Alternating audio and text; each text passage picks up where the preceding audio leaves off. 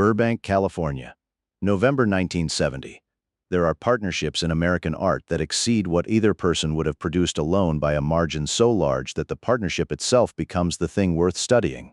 Ford and Wayne was that kind of partnership. It lasted 35 years. It produced Stagecoach and Fort Apache, and She Wore a Yellow Ribbon and The Searchers and a dozen other pictures that are not footnotes but foundations. Pictures that defined what the Western was and what it could say and how it could say it. Pictures that are still being watched and still being argued about by people who were not born when they were made. The partnership was not simple. Nothing that productive across that many years between two men of that size and that temperament is ever simple.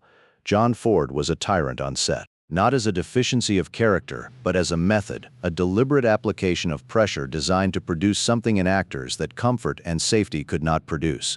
He humiliated, he belittled, he picked a target on every production and made that target the focal point of his disdain, and the rest of the cast watched the disdain land and performed better because of what they saw. He had done it to Wayne, in the early years, specifically. Before Wayne was Wayne in the way that the world understood Wayne, when he was still the young actor Ford had found, and was not yet the star Ford had made. Ford had been pitiless. He had mocked Wayne's walk, his voice, his choices, his instincts. He had done it in front of crews and casts and anyone who happened to be present. Wayne had absorbed it.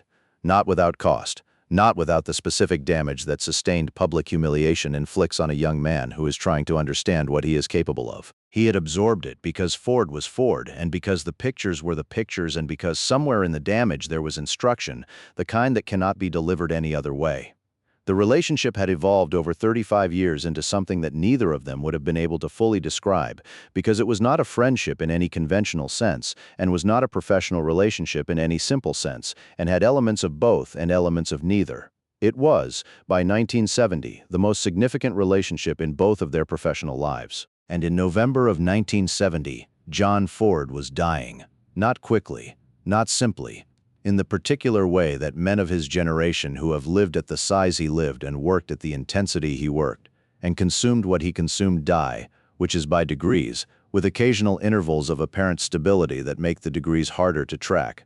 He had been diagnosed with cancer. He was 76 years old. He was at his home in Bel Air, and he was not making pictures anymore, which for a man who had made pictures with the compulsive necessity of a man who does not know another way to be alive was its own variety of dying, separate from and in some ways worse than the medical variety.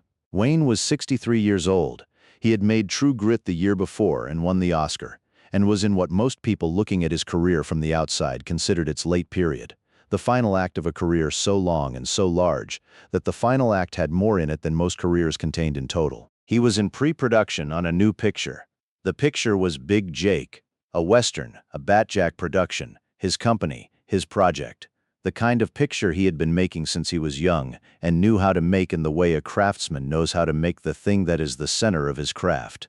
He was at Warner Bros. In Burbank, at the production offices, in the third week of pre-production, when the call came. The call came from Mary Ford, John Ford's wife. She did not call Wayne often. Their relationship was the relationship of two people connected by the same central figure, warm in the specific way that warmth develops when two people share something enormous without being primarily connected to each other. She called and Wayne answered, and she said, "John is asking for you." Wayne said, "I'll be there this afternoon." She said, "He wants to work." Wayne was quiet. She said, "He has the script for a picture he says he wants to make. He has been working on it for 3 months. He wants you to read it and then come talk to him about it." She said, "I don't know how to tell you what condition the script is in. I don't know how to tell you what condition he is in. I just know he is asking for you, and he has not asked for much." Wayne said, "I'll come this afternoon." He put the phone down. He sat in the production office in Burbank for a moment. Then he told his production manager he was leaving for the day and drove to Bel Air. The house was the house Ford had lived in since before the war, a large house set back from the street behind old trees that gave it a privacy that Bel Air did not naturally provide. Mary met Wayne at the door. She was 70 years old and had been married to John Ford for 48 years, which meant she had been present for all of it, all the pictures and the drinking and the cruelty and the generosity that could arrive without warning from the same man who had just done something unforgivable. All the years of being married to someone who was more than one person and required more than one kind of wife, and had found in Mary someone who could be all of the kinds required. She looked at Wayne. She said, "He is in the study." He knows you are coming. She said, he was up at 5 this morning working on the script. She said, it is not what it was. Wayne said, I know. She said, I want you to understand before you go in. Wayne said, I understand. She stepped aside. He went in. Ford was in the leather chair that had been in that study since 1948 and that had acquired over 22 years, the specific shape of the man who spent his working hours in it. The chair knew Ford. Ford fit the chair the way things fit when they have been together long enough. He was wearing his trademark eye patch and a work shirt that was cleaner than his usual, and this told Wayne that Mary had dressed him for the visit, which told Wayne something about the morning and what it had taken to get to this point. He was smaller than he had been. This was the thing that Wayne was not prepared for, even though he had been trying to prepare for it since the drive over. Ford had never been a large man physically. Wayne had 6 inches and 50 pounds on him for most of their relationship. But Ford's presence had always been larger than his body, had always occupied more space than he physically inhabited, in the way that men with a powerful internal weather occupy more space than their dimensions account for. The presence had contracted. He was still Ford. The eyes were still the eyes, the specific, penetrating attention that had looked through a camera's viewfinder for 50 years and knew what it was looking for. The intelligence was still there. The irony was still there. The dry, deflecting humor that Ford had used his whole life to say true things sideways. But the force of him had diminished. Wayne sat down across from him. He did not say anything for a moment. Ford did not say anything either. They had known each other for 40 years. They had the capacity, which long partnership produces in people who are not naturally comfortable with silence, to be quiet together without the quiet being a problem. Then Ford said, "You look old." Wayne said, "You look worse." Ford said, "That's because I am worse." He said it without self-pity and without performing the absence of self-pity, as a fact reported accurately by a man who had been reporting facts accurately through a camera for 50 years. Wayne said, "Mary said you have a script." Ford said, "On the desk." Wayne turned. On the desk, in the ordered way that Ford kept things even now, was a manuscript, perhaps 120 pages. Hand-annotated in the margins in Ford's handwriting, which had always been precise and was now less precise, the precision of a careful man working against a hand that was not cooperating fully. Wayne picked it up. He looked at the title page. He read the first 10 pages while Ford watched him. He looked up. The script was not what it had been. This is the hardest part of the story to tell because telling it requires accuracy about a thing that is painful to be accurate about, which is what happens to a great mind when the instrument of the mind begins to fail. Ford had been a writer as well as a director, in the sense that all great directors are writers, in the sense that the specific visual intelligence of the best directors is a form of writing that operates through image rather than word. He had shaped and revised, and in some cases essentially rewritten the scripts he worked from his entire career. His handwriting in the margins of scripts was part of the finished product in a real sense. The script on the desk was the work of a man who still had the intention and the instinct and the architecture of a great filmmaker, and who could not fully execute on any of them. The intention was visible. You could see what the picture was trying to be. You could see Ford reaching for something in the material, something about age and legacy and the specific reckoning that a man undertakes when he understands that the work is ending, something that had the potential to be the truest thing he had ever made. But the execution was not there. The scenes did not connect the way Ford's scenes connected. The dialogue had the cadence of Ford's dialogue without the precision. The structure had gaps that a younger Ford would not have left, gaps that the hand annotation had been trying to address and had not addressed. Wayne read 20 more pages. He set the script down. Ford was watching him. He had been watching Wayne read with the specific attention of a man who has made 50 years of pictures, and who can read a reader the way he once read dailies, who can see in the quality of a person's attention to material exactly what the material is producing in them. He knew what it was producing. Wayne said, "What's the picture about?" Ford said, "You know what it's about." Wayne said, "Tell me anyway." Ford was quiet for a moment. He said, "It's about a man who made a thing his whole life and is trying to understand what the thing was for, whether it was worth what it cost the people around him." He said it looking at the window, not at Wayne. Wayne said, "That's the picture you want to make," Ford said. "That's the picture I have to make." Wayne said, "Who do you want for the lead?" Ford looked at him. He said, "You know who I want." Wayne said, "You want me." Ford said, "I've always wanted you." He said it without sentimentality and without irony, as a plain statement of 40 years. Wayne looked at the script on the desk. There are moments in a relationship that carry the full weight of the relationship without being about the relationship in any direct way. This was one of them. What Wayne was holding in his hand was not just a script. It was Ford's last attempt, his last picture. The thing he wanted to make before the cancer made making things impossible, which both of them understood was not far away. And the script was not ready, not close to ready, not something that could be produced in the state it was in and become the picture Ford wanted it to be. This was the truth Wayne was holding. He had several ways of responding to it. He could tell Ford the script was good. He could tell Ford the script was close. He could protect Ford from the truth the way people protect men who are dying from truths. They have decided the dying man cannot afford to know. He could agree to make the picture and then manage the reality of the script's condition through the production process and give Ford a set to come to and work from and let the end of the career happen in the context of the work, which was the context Ford had always needed. He could do any of those things. They would all have been kindnesses. They would all have been lies. Wayne looked at the script for a long moment. Then he put it back on the desk. He said, "It's not there yet, Coach." The room was quiet. Ford had not been called Coach by everyone. He had been called it by the people he allowed to call it, which was a small number, which was a function of the specific relationship the word represented. Wayne had been calling him Coach for 30 years, and the word carried 30 years in it every time it was said. Ford looked at the script. He said, "I know, just that." Wayne said, "You know what it wants to be." Ford said, "Yes." Wayne said, "The architecture is right." Ford said, "The architecture has always been the part I could do." He said it the way he said most true things, sideways, with the deflection of irony, but the irony did not fully cover what was underneath it. Wayne said, "What do you need to fix it?" Ford said, "Time." He said it without self-pity. He said, "I need time I don't have." Wayne looked at him. Ford said, 3 years ago I could have fixed it in 3 weeks. Now I have been working on it for 3 months, and you're sitting there telling me it is not there." He said, "My hands don't do what I tell them. My head knows what it wants, and my hands go somewhere else." "You saw it in the margins?" Wayne said. "I saw it in the margins," Ford said. "So." He spread his hands, a gesture that was part shrug and part the specific acknowledgement of a man stating the terms of his situation. Wayne was quiet. He looked at the script. He looked at Ford. He said, "Let me work on it with you." Ford looked at him. Wayne said, "Not for you.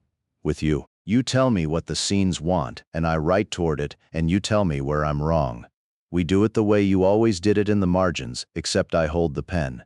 Ford said nothing. Wayne said, "I'm not a writer, I know that. But I have been reading your scripts for 40 years, and I know what they sound like, and I know what you are reaching for in this one. I can hold the pen in the direction you are pointing," Ford said. "That's not how it works." Wayne said, "It could be how it works." Ford said, "You are too busy." Wayne said, "I'm in pre-production. Pre-production can wait." Ford said, "The studio will not wait." Wayne said, "It's my studio. It waits when I tell it to wait." Ford looked at him for a long moment. He said, "Why would you do that?" Wayne was quiet for a moment. He said what he said the way he always said the important things, directly, without dressing it up. He said, "Because you made me." Not in the simple way that people say that. In the actual way. I was a prop mover at Fox when you found me, and you turned me into something, and the something is everything I have had for 40 years. Every good thing I have done in a picture had you in it somewhere, even the pictures you weren't on, he said. And you are sitting in that chair with a script that isn't ready, and not enough time, and I am the only person in this room who can help you, and I am going to help you, he said, so stop arguing. Ford looked at him. And then something happened that the people who were told the story by Mary Ford said was the thing that stayed with them most. John Ford, who had not cried in front of another person in memory that anyone could establish, who had maintained across 50 years of an emotionally demanding art form the specific dryness of a man who had decided that sentiment was a form of dishonesty and that honest work required the suppression of it, who had humiliated actors for showing weakness on his sets and had made the suppression of visible emotion a personal and professional principle. John Ford's face broke. Not dramatically, not with sound. His face simply broke, the way a thing breaks when the force holding it together has finally exceeded what the thing can withstand. And for a long moment he sat in his leather chair and let it be broken. Wayne did not move. He did not go to him. He did not reach out. He understood, from 40 years, that Ford's dignity required the moment to be what it was without being managed, that the most respectful thing was to be present to it without intervening. He sat still and let Ford have it. After a moment, Ford took his eye patch off and pressed his hand over his face for a long moment. Then he put it back. He looked at Wayne. He said, "I was not kind to you." Wayne said, "No." Ford said, "In the early years, I was not kind." Wayne said, "No, you weren't." Ford said, "I was not kind and it worked, which made me believe it was the right method, and I used it on other men who were not you, and it cost them things I did not think about because I was thinking about the picture." Wayne said, "That's right." Ford said, "I am telling you that I know that." Wayne said, "I know you know it." Ford said, "Is that enough?" Wayne said, "It's what there is. It'll have to be enough." Ford was quiet. Then he said, "I'm glad you're here." Wayne said, "I'm glad I came." Ford said, "I did not ask you enough. I should have asked you more often." Wayne said, "You asked when it mattered." Ford said, "I am asking now." Wayne said, "I know. That's why I'm here." They worked for 11 days. Not every day. Ford's health did not permit every day. But across 3 weeks they had 11 working sessions in the study in Bel Air, with Wayne in the chair across from Ford and a legal pad on his knee and the script on the desk between them. Ford would describe a scene, what he wanted it to do, where it needed to arrive, what the character was feeling that the dialogue was supposed to carry without stating. Wayne would write toward it. He wrote slowly and badly, by his own account. He was not a writer. He had never claimed to be. But he could do what he had said he could do, which was hold the pen in the direction Ford was pointing, and Ford could see when the pen had found the direction and say yes, and when it had not, and say no, and the process, which was inefficient and sometimes frustrating for both of them, produced pages. Not all of the pages were good.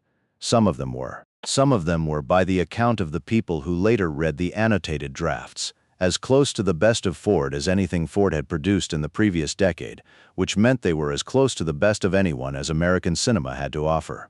Mary brought coffee. She brought it and left without speaking, with the specific tact of a woman who had spent 48 years understanding when her presence helped and when it did not. She told Wayne afterward that she heard them through the study door sometimes. Not the words, the rhythm of it. Ford's voice describing something. A pause. The scratch of the pen. Ford's voice again, shorter, indicating direction. The pause again. She said, "It sounded like the way he worked when he was young." When he still needed to talk through the picture to understand what it was, she said, "I had not heard that sound in a long time." On the 5th day, Ford said, at the end of a session, "You are better at this than you think." Wayne said, "I'm not good at it." Ford said, "You are better at it than you think." Wayne said, "You're a better teacher than I remembered." Ford said, "I have always been a good teacher. I was just not always kind about it." Wayne said, "The teaching worked. The kindness would have been better." Ford said, "Yes," he said, "I will not be able to fix that." Wayne said, "The teaching is still there. Everything I learned is still there." Ford said, "Does that help?" Wayne said, "Yes." Ford said, "Then perhaps it is enough." On the 11th day, Ford was tired, more tired than he had been on the other days. The specific tired of a man whose body is conducting its own negotiation with mortality and is beginning to lose the negotiation. They worked for 2 hours and then Ford said, "I need to stop." Wayne said, "We'll stop." He gathered the pages. He put them in order on the desk. He organized them the way Ford had always organized scripts on his desk, aligned with the annotated pages flagged. He stood up. He put on his coat. He was at the door when Ford said, "Duke." He turned. Ford said, "The picture may not get made." Wayne said, "I know," Ford said. "Even if we finish it, the picture may not get made. I may not be able to make it." Wayne said, "I know that too." Ford said, "Then why are we doing this?" Wayne looked at him. He said, "Because you have to finish it." Ford said, "Why?" Wayne said, "Because it is the last one, and the last one should be finished. Even if it doesn't get made, even if nobody sees it, the last one should be whole." Ford was quiet. Wayne said, "You finished every other one. You finished this one," he said. "That's what we're doing here." Ford looked at the desk, at the script, at the legal pad with Wayne's handwriting filling it.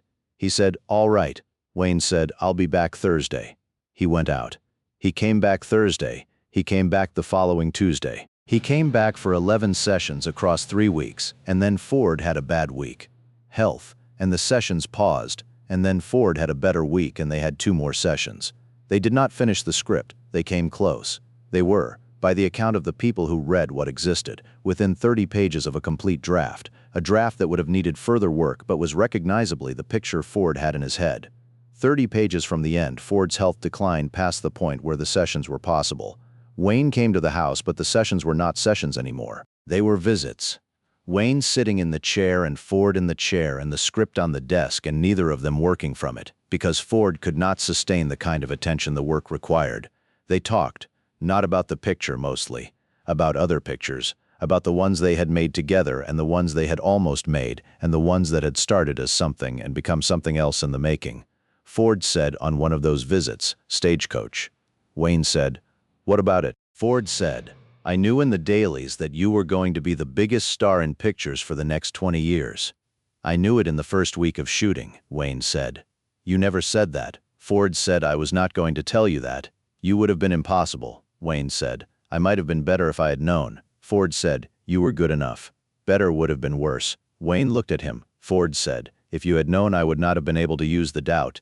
The doubt was part of what made you good. The uncertainty about whether you were going to be what I needed. I was not going to take that away," Wayne said. "You could have told me after, 30 years after. You could have told me at any point." Ford said, "I am telling you now," Wayne said. "You're telling me now because you are dying." Ford said, "Yes." Wayne said, "That is not entirely satisfying." Ford said, "No. It is what there is." Wayne said, "I know." A pause. Wayne said, "Stagecoach was the best day of my professional life. The day I watched the cut. I knew what you had done with it." Ford said, "I knew what you had given me." Wayne said, "We were good together." Ford said, "We were exceptional together." He said it without false modesty and without arrogance. As an accurate assessment, from the man who had been on the other side of the camera for all of it, who had spent 50 years understanding what the camera found and what it did not, Wayne said, "Yes, now." The walk-off set. This is where the story gets told wrong in the versions that circulate, the versions that make it about conflict or ego or the specific drama of 2 large personalities in collision. It was not about any of those things. In February of 1971, Wayne was in production on Big Jake. The picture was shooting at the Paramount lot. The shooting was going well. It was a Wayne picture, a Batjack production, and the set had the specific efficiency of a production run by a man who had been making pictures for 40 years and knew how to make them without waste. On a Tuesday morning in February, mid-morning, Wayne was between setups. The crew was relighting. He was at his chair with coffee and the pages for the afternoon. His assistant came to him. She said, "Mary Ford is on the phone." He went to the production phone. Mary said, "He is asking for you." She said it the same way she had said it in November, the same words, the same tone. Wayne said, "Is it today?" She said, "It might be today. It might be tomorrow. I don't know. He is asking for you." Wayne set the phone down. He walked to the director, George Sherman, a man he had known for 20 years, and said, "I have to go." Sherman said, "We're about to turn over." Wayne said, "I have to go." Sherman looked at him. He said, "John Ford." Wayne said, "Yes." Sherman said, "Go." Wayne walked off the set. He drove to Bel Air. He was there in 40 minutes. Ford was in the bedroom by then, not the study. The leather chair had been exchanged for the bed that he would not leave, and the room had the specific quality of a room that has been reorganized around the requirements of dying, practical and tender and terrible in the way that such rooms are terrible. Mary was there. Their children were there. Wayne sat beside the bed. Ford was conscious, not fully alert, not in the way he had been in the study sessions, but present. The eyes still the eyes, the attention still the attention, diminished but there. He looked at Wayne. He said, or the people in the room believed he said, because his voice was very low, "We didn't finish it." Wayne said, "We got close." Ford said, "Close is not finished." Wayne said, "No, but it's close." Ford said, "Was it good?" Wayne said, "The architecture was right. It was always right." Ford said, "Was there a picture in it?" Wayne said, "Yes." He said, "There was a picture in it that was worth making." Ford said, "Worth your time?" Wayne said, "Worth all of it." Ford was quiet. Then he said, "You stayed." Wayne said, "I'm here." Ford said, "You came when I asked." Wayne said, "I always came when you asked." Ford said, "Not always." "There were years you were angry." Wayne said, "I came anyway." Ford said, "Yes, you came anyway. That is the better thing." He was quiet for a moment. He said, "I should have said this before." Wayne said, "You said it when you could." Ford said, "Is that enough?" Wayne said the thing he had said in the study. He said, "It's what there is. It'll have to be enough." Ford looked at him. He said, "Thank you for the pages." Wayne said, "Thank you for 40 years." Ford said, "It was a good 40 years." Wayne said, "It was the best 40 years of my life." Ford said, "Mine too." He closed his eyes. He was not gone yet. He would not be gone for another few hours. But he rested, and Wayne sat in the chair beside the bed, and the room was quiet in the way that rooms are quiet when everyone in them understands that something enormous is ending, and that there is nothing to do but be present to the ending. Wayne sat there. He did not leave until it was over. John Ford died on August 31st, 1973. He was 78 years old. He had directed over 140 pictures across 50 years. He had won 4 Academy Awards for Best Director, more than any director in the history of the Academy. The unfinished script remained unfinished. It was not produced. It exists in the Ford archive at the Lilly Library at Indiana University, in the collection of Ford's papers and annotated scripts, and the materials of a working life that spanned the first 3/4 of the 20th century. The legal pad pages are there too. Wayne's handwriting, not a writer's handwriting, the handwriting of a man holding a pen in a direction someone else was pointing. The archivists who have worked with the collection say the annotated draft, incomplete as it is among the most personal material in the Ford archive. They say, "You can see what he was reaching for." They say, "You can see someone helping him reach." Wayne never talked about the sessions, not to the press, not in interviews, not in the long later career retrospective conversations he had with journalists who were trying to account for the full of what he had been. He talked about Ford often. He talked about the pictures. He talked about what Ford had made him and what the making had cost. He did not talk about November and December of 1970 and the study in Bel Air and the legal pad. He did not talk about the Tuesday in February when he walked off set. He did not need to. The pages were in the archive. The picture they were reaching for was in the pages. The architecture was right. It was always right. There is a kind of debt that cannot be paid. Not because the debtor is unwilling, because the currency does not exist. Because what was given was not a thing that can be returned in kind, was not money or time or a specific act of help, was something that entered the person and became the person and cannot be extracted and returned without extracting and returning the person. Wayne understood that he owed Ford a debt of that kind. He had understood it for 40 years. He paid it the only way you can pay a debt that cannot be paid. He showed up. 40 years of showing up to the work, which was the payment Ford had wanted in the first place, the only payment the work could receive. And then, at the end, he showed up to the man, not the director. The man in the leather chair with the script that was not ready and the time that was not enough. He showed up and he held the pen and he sat beside the bed. The picture did not get made. The debt did not get cleared, because debts of that kind do not clear. But the showing up was the thing. It was always the thing. The work. The presence. The willingness to be in the room and stay in the room when staying was hard. That is what 40 years looked like between them. Not the awards, not the grosses, not the pictures even, though the pictures were the evidence. A man in a chair with a legal pad. A voice describing what the scene wanted to do. The scratch of the pen. The pause. The voice again shorter, indicating direction. 2 men reaching for a picture that did not get made. Getting close. Close enough that you could see what it would have been, which is not the same as finished, but is not nothing. Is not nothing at all. If this one found you, pass it on. Share it with someone who showed up when showing up was hard. Someone who held the pen in a direction someone else was pointing, and did not need credit for the holding. Subscribe if you haven't yet. This is the last Duke story in this series. But the stories don't stop.